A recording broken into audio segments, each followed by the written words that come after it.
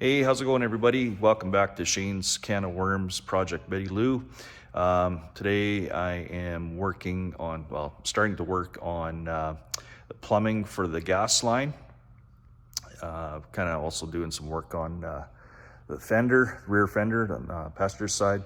Kind of going back and forth between those two jobs.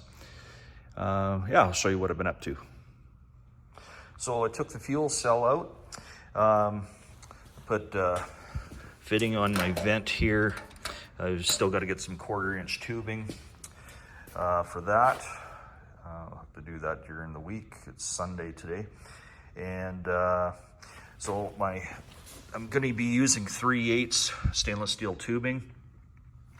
Be coming out of this port here. I'll have to put a plug in here. This is for a vent also, but I already have a spot for the vent. So I'll just put a plug in that one. And then I'll have a fitting coming out of here. It'll come out 90 down, go through this hole I just drilled. And then I'll show you what I've been doing on the car. So it's a little confusing trying to route this the fuel line. So what I decided to do was just take some green painter's tape and kind of lay it down on the frame approximately where my line's going to go, just because when you get underneath the car, it gets a little confusing when you're laying on your back, and I don't have a hoist, so I had to jack up the car on jack stands enough so I could get a crawler underneath it and monkey my way around underneath there. But yeah, the green tape is to kind of give me an idea of where I want to run the lines. So looking from the top here, it'll come along up by the engine bay here. You can just kind of see the edge of the green tape. Come along here, and then we'll figure out how to tie this into this braided hose.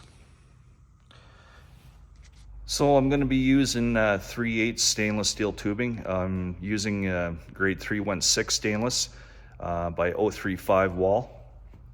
And you can go with lower grade of stainless. You can go with 304. You can go carbon steel for that matter. But I like using stainless. It's not going to rust on me. And it's pretty popular in the town where I live where I'm in oil country. So 316 is just a little higher grade of stainless, and that's readily available. So I'm going to run that through. Not super proficient with using benders. I have used them in the past, but it's been several years since I've really gotten into it. So what I'm going to do is I'm going to mock the tubing run with TIG wire, just some mild steel TIG wire. That's cheap. If I wreck it, no big deal. It's easy to bend. And so I'll route the TIG wire through, place all my bends where I think they need to be.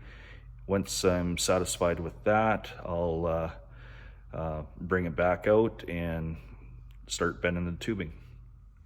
So this is what I mean by using TIG wire. So it's easy to bend by hand.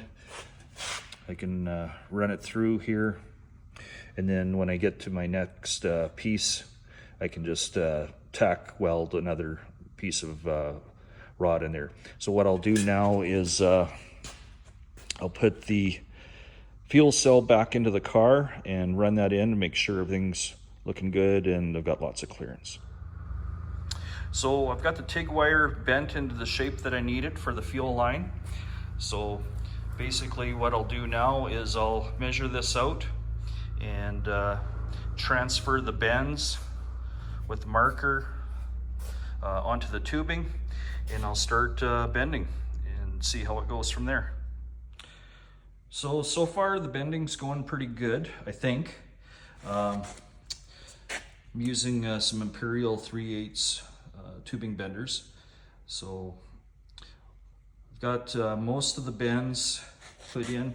I've got about 3 more bends to put into it down at this end, but I think what I'll do is I'll try to fit it like it is right now in case I have to make some corrections, and yeah, we'll continue on from there. So I tried putting the tubing into the car just to check out the bends that I've done so far. All the bends were good with the exception of the last one. I think I made a left-hand bend instead of a right-hand bend, so my this piece here is a little bit too short. And this piece here is supposed to go along the frame, but it's like about 3/4 of an inch away from the frame. So I think what I'm going to try and do is start over. I've got another piece of tubing, same length as this, so I think I'll just replicate everything I did, but with this last bend, I'll take special attention to make that a little bit longer.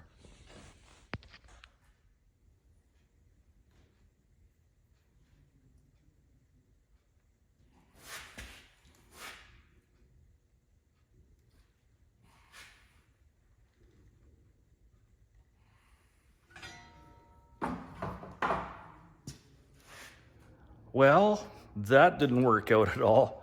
I was going good up until the second last bend, and well, I bent it the wrong way of all things. So a couple of profanities may have been used. I think I will go back to my original piece, which is that piece down there.